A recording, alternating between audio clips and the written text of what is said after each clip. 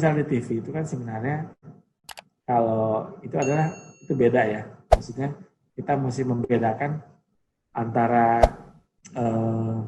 penjurian profesional dan TV. Memang TV itu tetap penjuriannya tetap misalnya gini, pakem-pakemnya tidak melulu mengikuti international standarnya itu. Tapi kan tetap kita tahu yang mana yang ini kurang bagus, kita berikan. Selalu dalam penjurian yang penting adalah kita selalu harus bisa memberikan feedback yang positif. Jadi kalau kita bilang ini nggak bagus, cara memperbaikinya apa gitu. Dan next-nya dia bisa lebih baik gitu. Bukan berarti punya lu jelek. Iya. Nah saya jelek kenapa chef? Gitu. Terus kita nggak bisa jawab gitu. Itu salah namanya. Itu berarti tidak terlalu subjektif, tidak objektif gitu. Iya. Jadi kesannya kita nggak memahami apa yang kita nilai ya. Iya.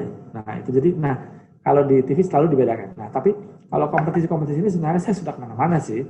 Kalau Asia aja sebenarnya kalau yang paling bergengsi di Asia itu Singapura. Singapura itu adalah biasanya semua juri-juri yang A itu banyak sekali, ditambah B kita itu karena dia kompetisinya mungkin sekitar ada 50-an kelas gitu ya. Kalau di kita di baru 20-an kelas. Terus yang itu pernah juga di Malaysia, kemudian Penang, Filipina, Vietnam, Thailand, terus Sri Lanka. Habis itu kalau yang di luar itu kita di Shanghai juga, Shanghai.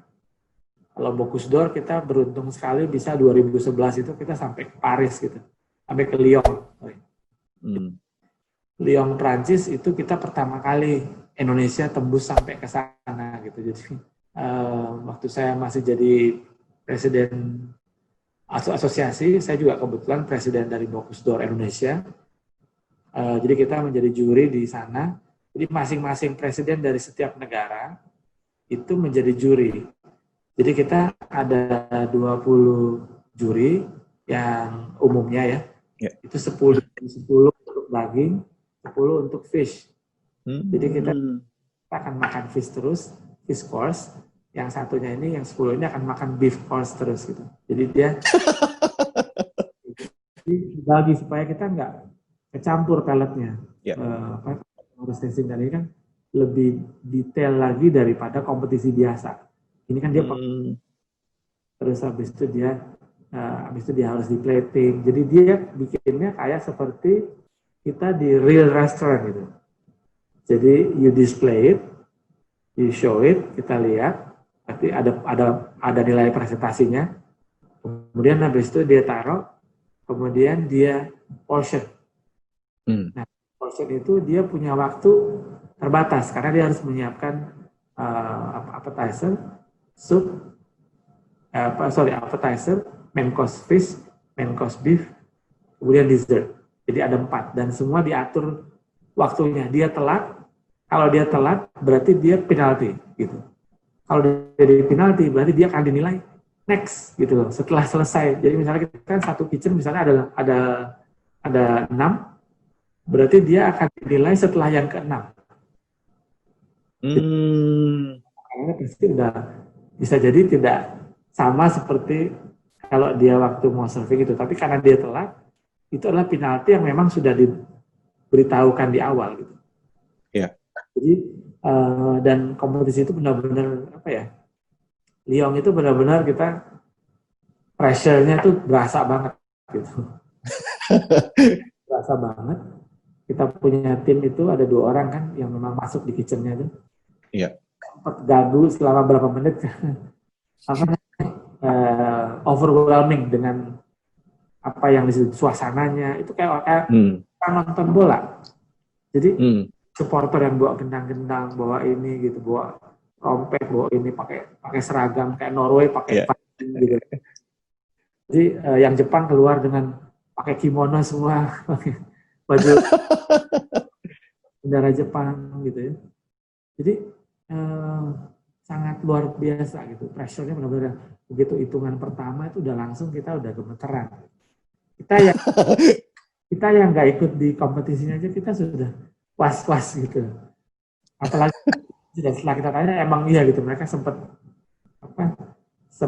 tertegun selama beberapa menit sebelum di lagi, karena kan kita ada coachnya kan. Iya. Nah, itu yang boleh ngasih instruksi, tapi dia nggak boleh pegang. Jadi he can say itu jangan lupa ini masak ini, jangan lupa ini gitu. Jadi dia ngatur timetable-nya untuk pertandingan gitu, untuk selama kompetisi. Ya pun kan juga dengan jam-jaman gitu, dengan jam sekian harus selesai preparation ini, jam sekian preparation itu. Gitu. Nah itu jadi yang saya ikutin selama ada di WAX ini gitu ya. Jadi kalau misalnya juri-juri yang lokal, kita coba menerapkan juga dengan beberapa aspek-aspek penilaian yang benar gitu. Siap. Oke, Chef, yang paling berkesan di mana, Chef? Ketika melakukan penjurian, Chef? Ya itu saya bilang tadi kan, yang Bocuse d'Or Lyon itu benar-benar kita berasa, memang sih kita gini ya, kalau kita bertanding ke tempat lawan gitu misalnya ya, ke Eropa di situ misalnya kita kan, sana Eropa tuh mereka ya, kita kan susah payah kan bawa, kalau Bocuse d'Or kan kita mesti bawa peralatan, bawa wingnya yang gede, yang kita harus kirim duluan, kita sibuk harus belanja di sana gitu, karena kan nggak bisa dibawa, sini semua harus fresh. Dan di sana mereka kan punya aksesibilitas darat ya, jadi datang dengan truk kontainer besar gitu. Kita dengan truk kontainer besar, semua alatnya keluar semua, kita udah langsung, gitu kan. Udah kalah sebelum bertanding gitu kan. Tapi the spirit is gitu, bahwa kita ke sana datang itu dengan ini bahwa we not come here to win gitu. We come here for experience gitu. Bagaimana bisa merasakan ada itu sudah sebuah kemenangan tersendiri gitu. Kita dari Indonesia, cara yang mungkin mereka antah berantah, mereka nggak tahu itu di mana gitu kan. Buat orang Eropa banyak yang nggak tahu. Tapi kita bisa ada di situ gitu. Kalau Singapura kan orang tahu, walaupun negaranya kecil seumprit, tapi everyone knows Singapore gitu. Iya. Indonesia gitu. Gitu. Kalau dibilang Bali baru pada tahu. Orang masih tahu gitu kan, Malaysia orang masih lumayan tahu gitu. Jadi kita bilang dekat Singapura gitu. Itu yang paling berkesan ya, Chef ya? Paling berkesan. Tapi bagaimana kita respect the competition itu, bagaimana orang-orang di sana tuh respect, bagaimana mereka saling menghargai juga gitu ya. Terus memang kita bisa lihat bahwa ini pertandingan fair and square gitu. Jadi mereka nggak kalau kita bilang there's no play games lah gitu. Emang ini game sudah hebat gitu. Mereka ada yang berlatih selama 1 tahun. Waduh. Nah, kalau kita lihat Eropa itu kan mereka pemenang Bocuse d'Or itu mereka seperti halnya selebriti gitu. Jadi begitu menang itu mereka bisa buka restoran dan restorannya bisa ramai. Kayak seperti Nah, kalau di kita kan belum terlalu melihat ke arah itu gitu. Sehingga buat kita yang penting ikutan gitu. Nah, kalau mereka itu benar-benar serius, makanya mereka bisa, kalau kita bilang ini, kita kalau setahun cuma ngurusin kompetisi bisa dipotong gaji, bisa nggak dibayar gitu kan. Tapi itu dibiayai untuk itu. Jadi sponsornya banyak. Kemudian dari government juga support karena bawa nama negara. Ini bawa nama negara gitu. Indonesia, Norway, Sweden gitu. Jadi ada banyak pilihnya gitu. Nah, jadi itu yang paling berkesan kalau buat saya. Dan produk-produknya juga luar biasa gitu. Kita ke pasarnya itu mungkin karena dingin ya. Jadi kayak seperti kulkas di mana-mana gitu kan. Jadi benar. Jadi dia punya barang-barangnya itu tetap fresh, tetap nice gitu. Kalau kita kan begitu masuk pasar pagi, masih segar. Jam 10 udah jam 2 udah layu sebelum berkembang. Udah kisut. Nah kalau mereka enggak, jadi mungkin keuntungannya itu juga gitu ya, bahwa mereka punya produk jadi kayak semuanya fresh semua gitu, tetap fresh gitu. Jadi tapi emang hebat sih idenya, pengelolaannya bagus gitu, kalau buat saya bilang. Gitu. Ya mudah-mudahan saya nanti di tahun-tahun ke depan ya dukungan dari pemerintah Indonesia juga bisa lebih besar gitu, lebih banyak buat mengembangkan makanan Indonesia ke tingkat dunia. Gitu. Oke, Chef. Terus ini nih. Nah, sekarang sedikit kan Chef sekarang udah banyak di Instagram nih. Ya, saya lihat juga ada beberapa produk yang Chef tawarkan ke followers di Instagram. Nah, ini kan ada fenomena mengenai food online nih, Chef. Gitu. Menurut Chef itu seperti apa sih sekarang? Saya rasa memang, jadi dulu kan saya bukan anak online ya, maksudnya kita tuh kan maunya tuh lihat barang, pegang barang, baru kita beli gitu ya. Iya, betul. We're not the person yang mungkin kalau anak generasi anaknya saya, mungkin millennials mereka sudah terbiasa dengan online gitu. Mereka pesen juga tinggal klik itu sudah langsung pesen. Saya tuh nggak bisa ya. Iya. Di era pandemik ini mau nggak mau kan kita akhirnya mengikuti tren itu gitu. Dan setelah kita ikut di dalamnya, dan saya juga akhirnya jualan online juga gitu kan. Di situ kita bisa melihat memang itu fenomenanya semua, that's the way gitu. Kita berjualan sekarang. Mungkin nanti kalau sudah pun sekarang udah kembali normal, online itu akan tetap ada. Orang akan tetap ada dan kemasannya menarik, dan uniknya adalah banyak kreativitas yang keluar dari situ. Ide-ide jualan gitu ya. Bagaimana mereka packagingnya dengan baik, bagaimana mereka memakannya dengan baik gitu ya. Ada yang di vacuum bagus gitu ya. Ada mie yang udah di vacuum sudah bagus, tinggal kita di frozen, tinggal kita ini. Dulu orang melihat frozen food itu sebagai sesuatu yang secondary gitu. Fresh dulu baru main ke frozen. Tapi sekarang ini they don't mind frozen gitu. Malah kalau bisa cari yang frozen supaya nanti bisa di keep gitu. Penting cara owingnya benar, cara melumerkannya benar, cara masaknya benar, hasilnya sama. Nah, itu jadi menurut saya itu suatu hal yang biasa sekarang ini dilakukan gitu. Jadi buat saya yang terpenting adalah bagaimana kita bisa membuat makanan itu tetap berkualitas gitu. Dalam arti kan sesuai sama harga kan gitu. Ada harga, ada barang. Iya. Berarti bahwa kita tidak bisa masak enak dengan produk-produk yang murah gitu. Sayuran kayak misalnya kayak ready to eat gitu ya. Itu kan makanan sebenarnya cost-nya cukup murah gitu. Kalau kita di hotel memang harganya jadi mahal karena pomek lah, karena labor, karena lain-lain. Jadi sehingga kita subsidi silang istilahnya gitu. Tapi kalau di you just need berapa, terus kita belinya ke pasar atau kita order dari pasar lah misalnya. Cost-nya kita berapa, jualnya kita berapa, tinggal kita hitung kita mau profit berapa gitu loh. Kalau misalnya ini tinggal ya jangan banyak-banyak profit dulu kalau di awal kan gitu. Kalau namanya harga. Iya, betul. Kita selalu yang penting asal nggak norok aja gitu kan. Asal semua sudah kebaik.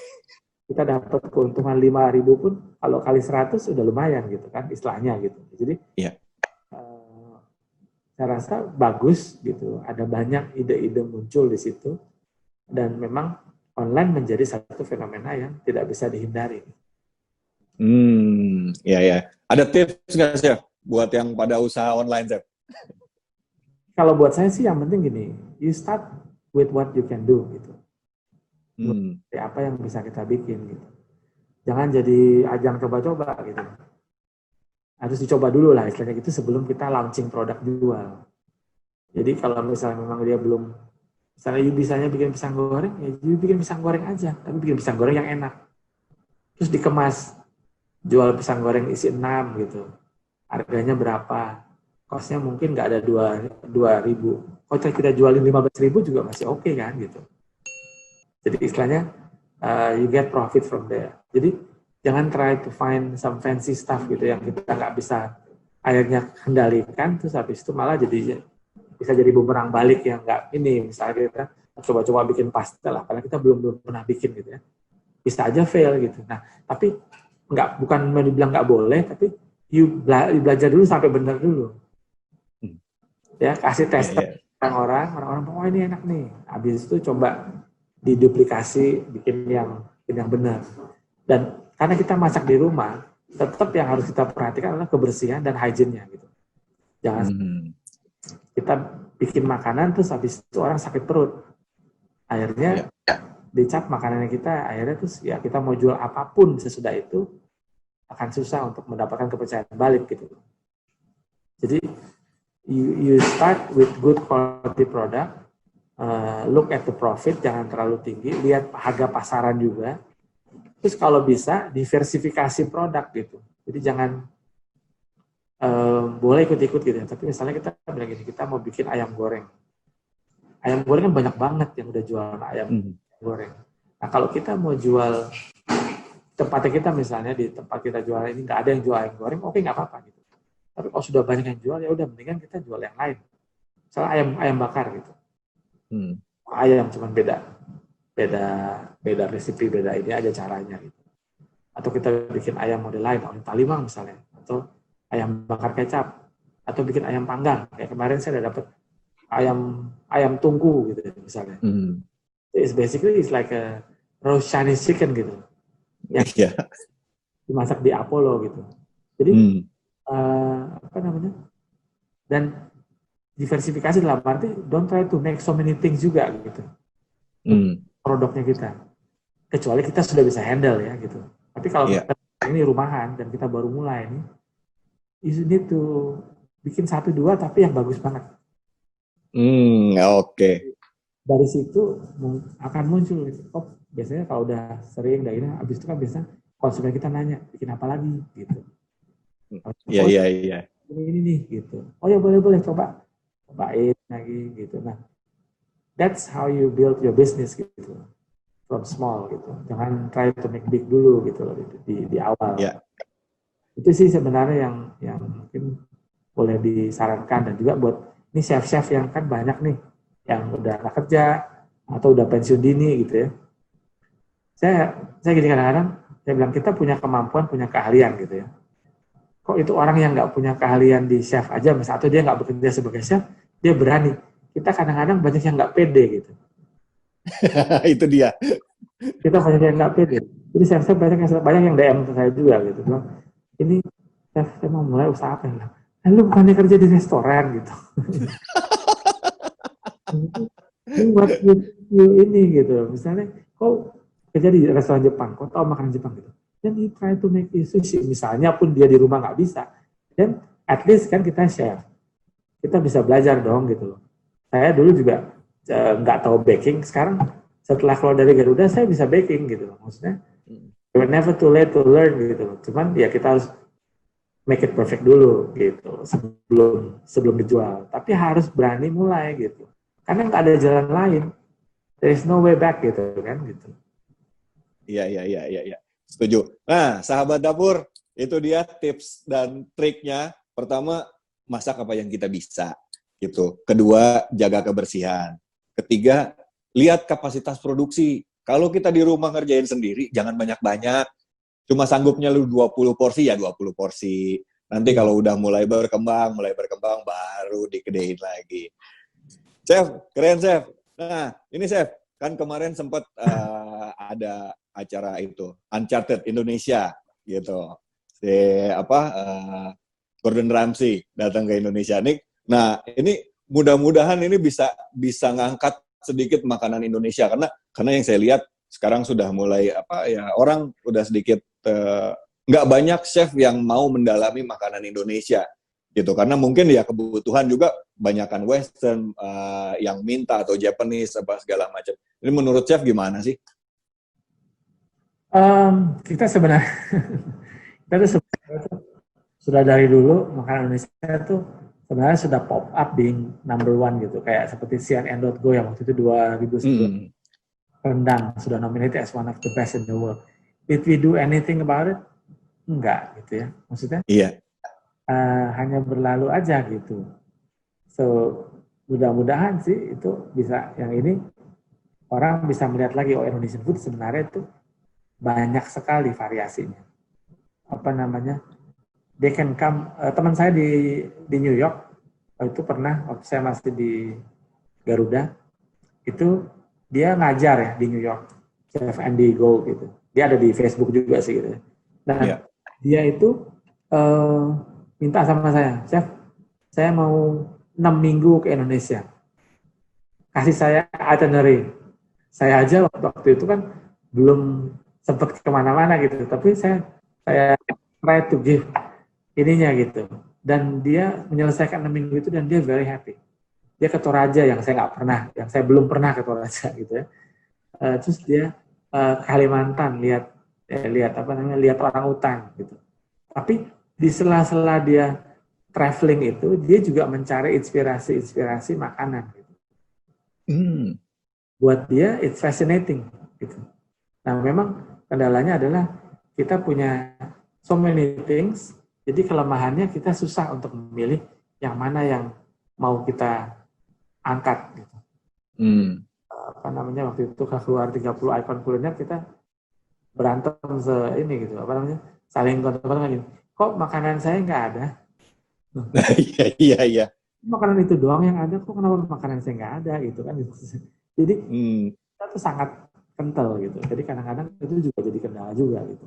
Sedangkan kita kan misalnya mau mempromosikan sesuatu yang memang sebenarnya bisa didapat, bahan-bahannya bisa didapat, bisa duplikasi di mana-mana.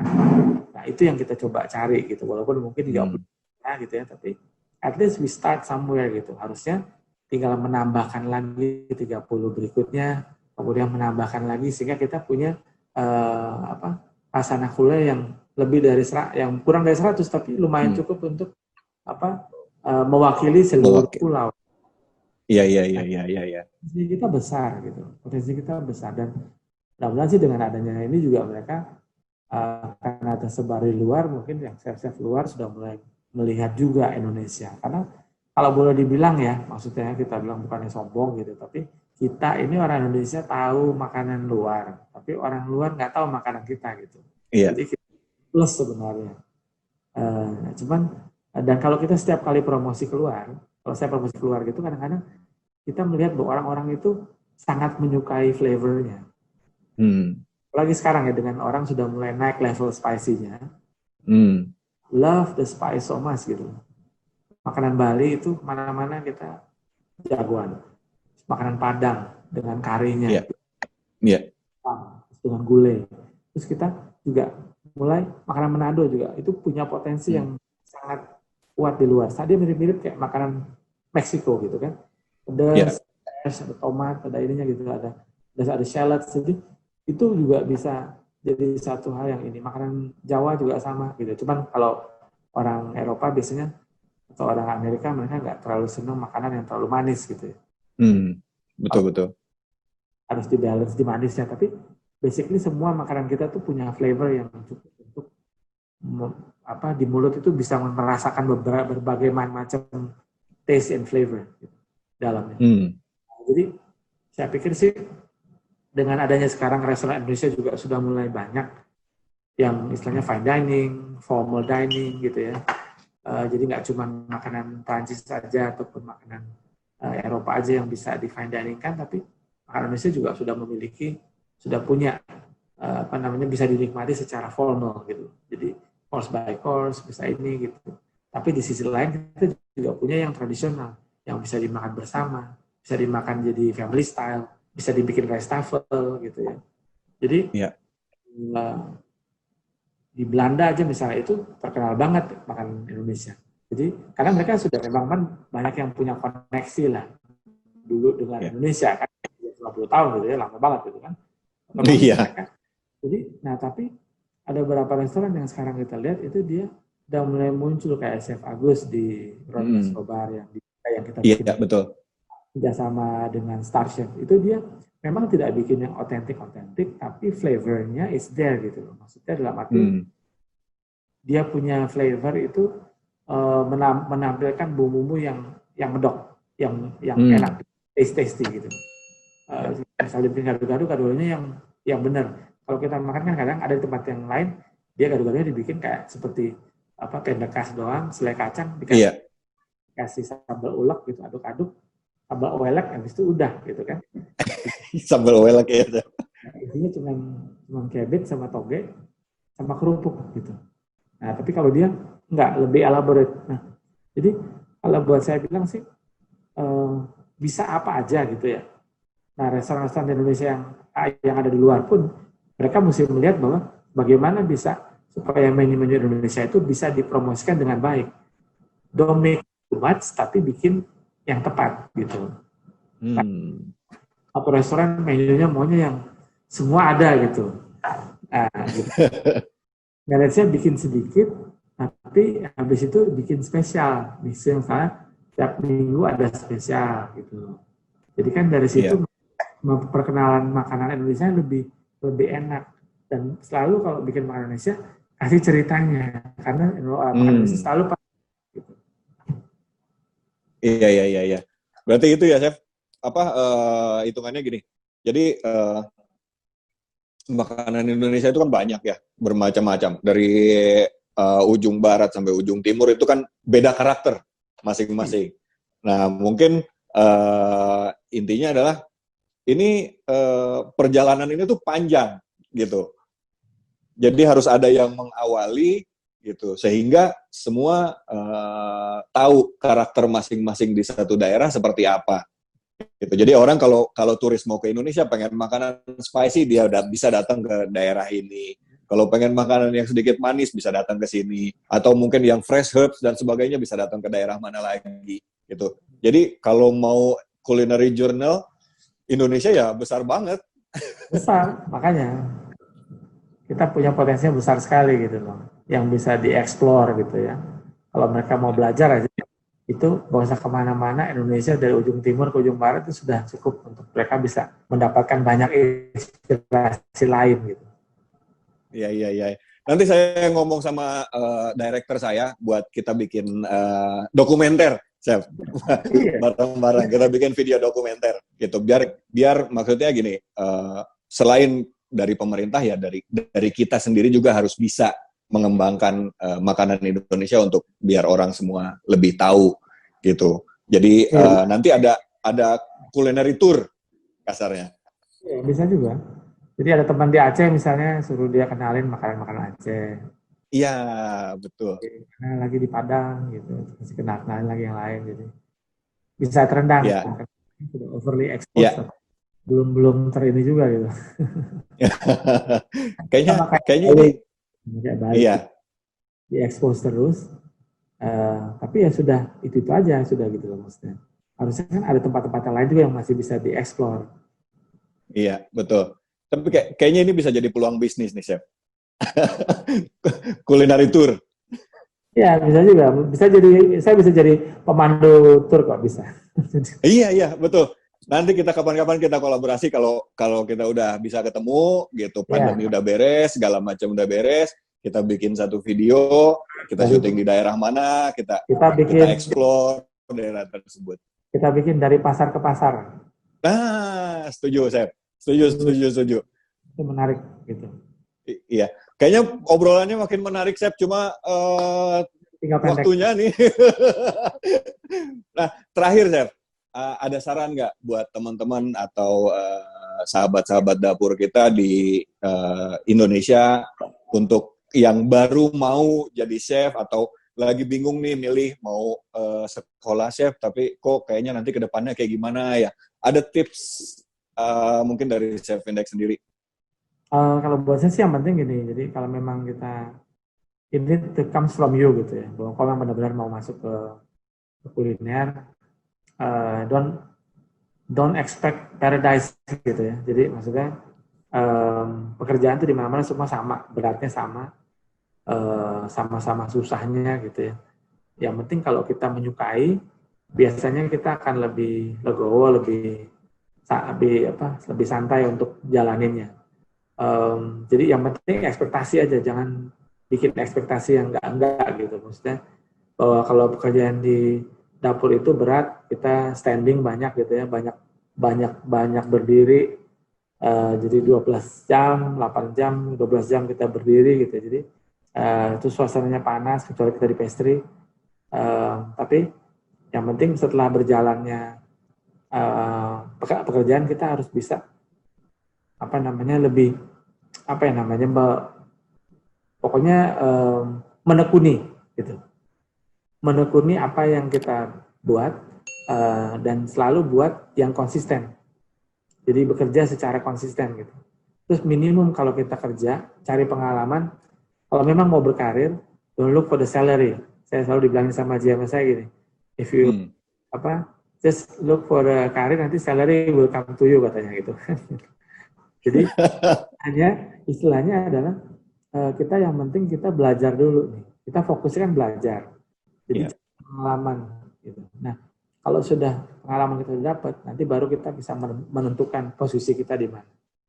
Minimum satu tempat sebaiknya sih 2 tahun. Jadi jangan setiap tahun pindah gitu. Kalau setiap tahun pindah, mungkin kalau di awal nggak apa-apa ya. Tapi once sudah reach 1 atau 2, 3 kali pindah, itu kita udah mesti punya satu level yang dimana kita bisa build up your career gitu. Kita nggak bisa naik 1 tahun, karena 1 tahun itu berarti you don't do anything gitu. Karena orang pindah tahun ini dia komi, tahun depan dia CDP, tahun depan dia sukses, tahun depan dia sudah naik jadi eksekutif. Itu kalau tangga itu terlalu tipis tangganya, dia tidak bikin kuat buat dia, sehingga dia tidak akan mengerti secara detail dia punya posisinya gitu. Jadi penting buat kita supaya memahami, dan juga itu termasuk reliability, kita punya job stability, itu akan dilihat juga oleh orang. Kalau dia lihat CV, terlalu banyak pindah bukan berarti bagus gitu, tapi bisa juga orang senang pindah gitu. Jadi barangkali dia cuma numpang mampir ke situ gitu. Jadi kalau misalnya memang itu bisa aja jadi satu kendala gitu loh. Jadi saran saya sih tetap semangat aja. Kalau emang you decide you wanna go ke kuliner, ya berarti kita jalanin. Kadang-kadang orang bilang passion itu datangnya dari apa yang kita kerjakan setiap hari, akhirnya kita menyukai, dan akhirnya kita bisa menumbuhkan passion itu menjadi sebuah kecintaan terhadap pekerjaan kita. Gitu. Iya. Ya. Oke, sahabat dapur. Nah, itu dia tipsnya. Jadi kalau sudah milih sesuatu, fokus di situ, kemudian kembangkan sendiri, sampai akhirnya kalian bisa menemukan apa yang kalian mau, mimpi kalian itu sampai mana. Ya, stepnya dijalankan, fokus sama kerjaannya, terus nikmatin aja prosesnya. Nanti juga akan sampai ke tahap yang lebih baik. Ya. Chef, terima kasih banyak ngobrol-obrolannya hari ini. Sahabat dapur, jangan lupa follow Instagramnya Chef Index. Kalau mau dapat tips-tips mengenai baking atau cooking, atau ada cerita-cerita menarik di Instagramnya Chef Index, di follow aja, biar nggak ketinggalan ceritanya. Kalau jangan lupa di YouTube juga, kalau mau lebih detail kalau YouTube kan lebih tutorialnya lebih detail ya. Nah, jadi itu juga bisa ikutin Chef Index Tanker di YouTube-nya. Itu juga kita jadi yang full. Kalau di IG kan nggak bisa panjang-panjang ya. Jadi iya. Full tutorial. Jadi kalau mau belajar, mau ini benar-benar mau cari resep, ada di situ. Gitu. Channelnya apa, Chef? Di YouTube, Chef? Chef Index Tanker. Itu udah keluar tuh ya, udah pasti ya? Sudah kita udah so far, terima kasih, ada 1.000 subscriber, jadi keren. Waktu 2 bulan, jadi thank you juga untuk followersnya. Tapi di situ memang resepnya, tutorialnya cukup very lengkap gitu. Jadi memang ada banyak resep di situ yang mungkin bisa jadi ide jualan, ide buat buka warung kecil-kecilan gitu. Siap. Kita cari inspirasi di situ, Chef. Iya, silakan. Iya, jangan lupa tuh subscribe YouTube-nya Chef Index gitu. Banyak tutorial-tutorial makanan yang bisa kita dapat di situ. Dan jangan lupa komen, like, and subscribe. Jangan satu lagi, Chef Official juga jangan lupa di komen, like, and subscribe. Thank you very much, Chef, buat waktunya. Sama-sama, terima kasih. Seneng banget bisa ngobrol-ngobrol sama Chef Index. Udah lama nggak ketemu. Ya, sehat. Ya, sehat-sehat selalu, Chef. Salam buat keluarga di Indonesia. Ya, semoga bisa terus berjaya di sana gitu ya, di negeri seberang. Amin. Semoga kita juga bisa kolaborasi nanti, Chef, buat video YouTube-nya. Terima kasih banyak. Terima kasih, Chef. Sampai